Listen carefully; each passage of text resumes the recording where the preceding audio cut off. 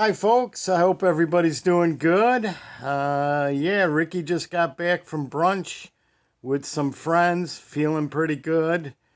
I had a rough few days there after my chemo on Thursday, but all is good now. So, figured I'd upload another video. In this, I'm going to show you some more Sheffield knives. On the last video, we did Taylor's Eyewitness with some new and some old over here. Yeah, let's take a look. Here's the Lee White Barlows that I still had out because I'm not done playing with them yet. And here's a Lee White Lamb's Foot and 3 vintage Taylor Eyewitness knives that we took a look at on the last video. But I want to show you what's out here in these stag knives, stag handled knives that have been out here for a while. There's some Arthur Wright knives, also from Sheffield. So I want to take a look at those, show you guys those real quick. This one here is what's called a English tackler. And you'll see the stag on this. It's pretty sweet. But it's kind of a Warncliffe more than a sheep's foot. Kind of in between, I guess. But it's English tackler, and you'll see it's UK legal by being under the 3-inch mark. And I'm not sure if they're still making these. Now, Arthur Wright was bought out. I don't know if for sure if Ashley Harrison owns the company or if he was hired to excuse me, if he was hired to take over operations. But I know Ashley Harrison and his son are now in charge of operations over there, so I'm not sure if he's the owner or, like I said, if he's just in charge now. But I also heard Arthur Wright is only going to make knives that are UK legal. And I say that because, okay, this is the English tackler, which is UK legal. But I have this one over here that I heard was discontinued. This is the Arthur Wright Large Lamb Foot, number 33. 33S for stag. And as you'll see, the blade length on this just clears the 3-inch mark. So I heard that. I'm not sure. I'm, wondering if Mad Taz or Patty or Slick Slicer can give me some information. I know they're in touch with Ashley Harrison all the time. I don't do Instagram, so I never get to talk to the guy. But I know that he's very active in the knife community besides selling knives. In fact, he's doing a lot of customs. I think he did some customs for Patty and Slick. And actually, yeah, he did for Mad Taz, too. So I don't know if he's kind of moving the company towards doing customs. But what I wanted to let you guys know is I still know where you can get some of these that have already been made. So if you guys want to, they're off of eBay, so I don't know if you're across the pond. Maybe I can order one for you and send it out. But these, I'm pretty sure, are going to be discontinued or they are discontinued. Beautiful lamb's foot knife. Look at that. Look at that blade. And one thing about the Sheffield knives, they're always going to be right on the edge of being nail breakers very stiff on the pull. But yeah, leave a comment if you want me to link you to the eBay site if you want to get one of these, because they're going fast and you may not be able to get one in a year or two, and that'll set you back about $80-$85 if you were to do that. And then over here is a Arthur Wright Barlow that I believe they still make because it's UK legal. And this one's also in stag. This was a gift from Slick Slicer, who actually bought it from Papa Bear Patty. Excuse me, you guys. I'm still having respiratory issues, but it seems to be worse after I get the chemo. And once I get my strength back, I'll be all right. But, yeah, beautiful little Barlow. Gets lots of use. Only a few scratches, even though I carry this quite a bit. One of my favorite Barlows there. Love the blade shape. Just all together, really nice knife. These would still be available on, probably can get it at, I think it's called the Sheffield Cutlery Shop. But if you know how to get a hold of, if you do Instagram and get a hold of Ashley Harrison, I'm sure he can point you in the direction on where to get a Arthur Wright Barlow. Now, also, I could have pulled out, as you'll see over here, way down here in the back, that's a Joseph Rogers underneath the Victorinox. It's a Joseph Rogers, kind of their answer to the Swiss Army knife. And I didn't pull that one out. And I still haven't done a video on this, which is the British Army knife. Really great for opening packages. That's why it's out there. But what I'm going to show, instead of you got George Wostenholme, Joseph Rogers, J. Knoll and Sons. But I'm going to save those all for another video. Let's go into a few fun knives over here. I'm going to pull out the old Richards. I don't know if everyone's familiar with Richards lamppost of Sheffield.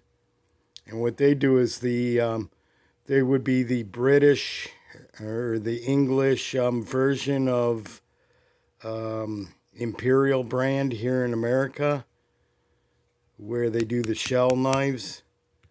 These are all very inexpensively made, and they're not built to last a long time, but I'm very lucky to have found 3 in great shape.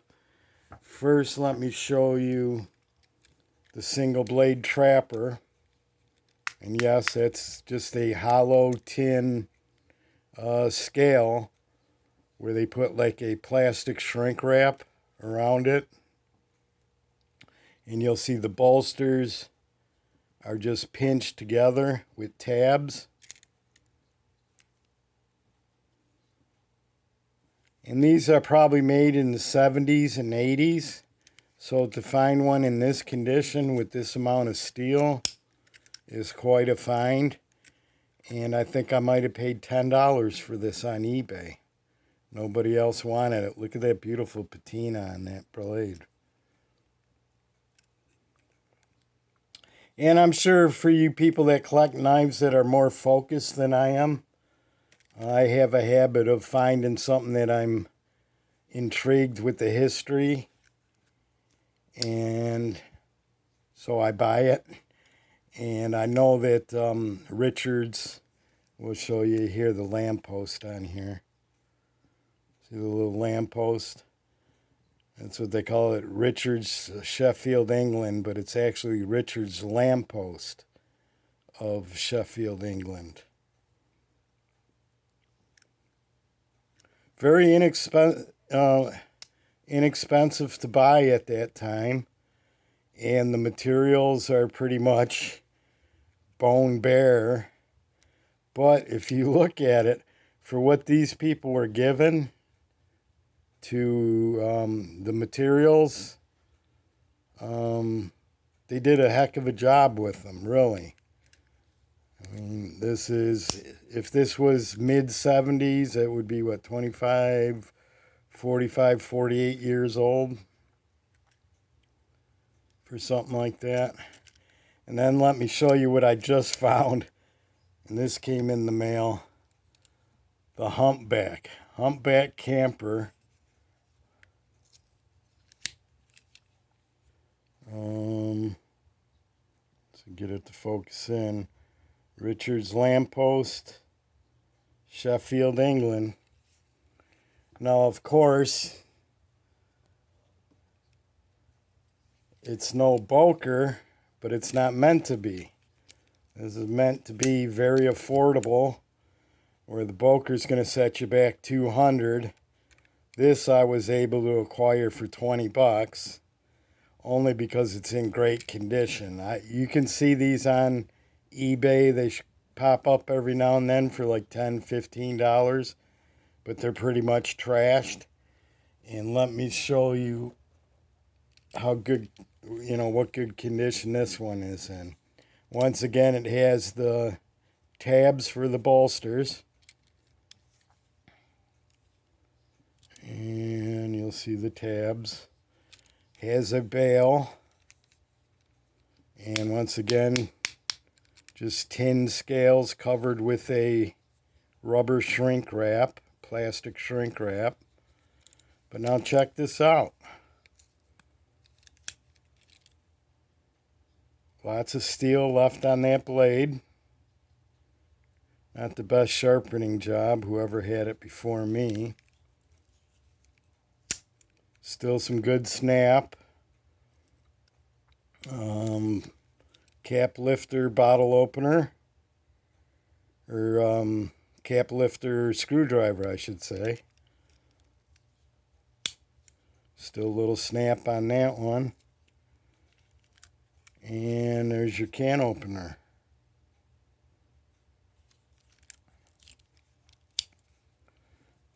And Phillips screwdriver. Still in great shape. Doesn't even look like it's pulled any screws out.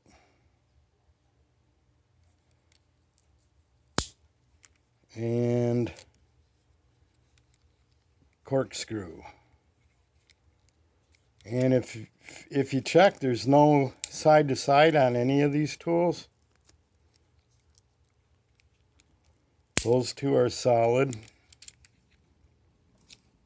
The blade, solid, no side to side. That just hit my hand. Cap lifter screwdriver, no side to side. And bottle opener, no side to side. So this was kind of, I bought this kind of for my Richards collection, Richards of Sheffield. But it's also, I'm very interested in the Humpback camp knife scout pattern. So I figure that's a great piece for the Warthog collection. And then this one here, I picked this up for $10. You'll see these around.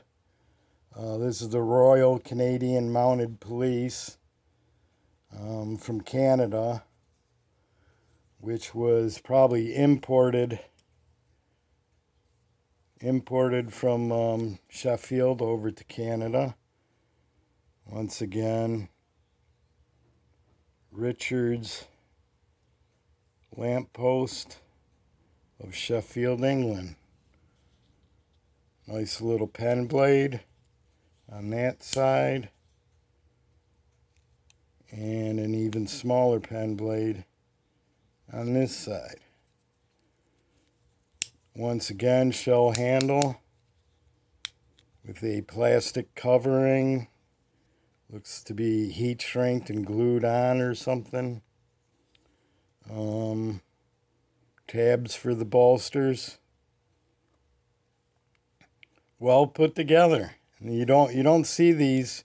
I mean, they weren't made to last 30 years, if that. They were probably made to last 5-6 years, and then you go out and buy another one after you trash it.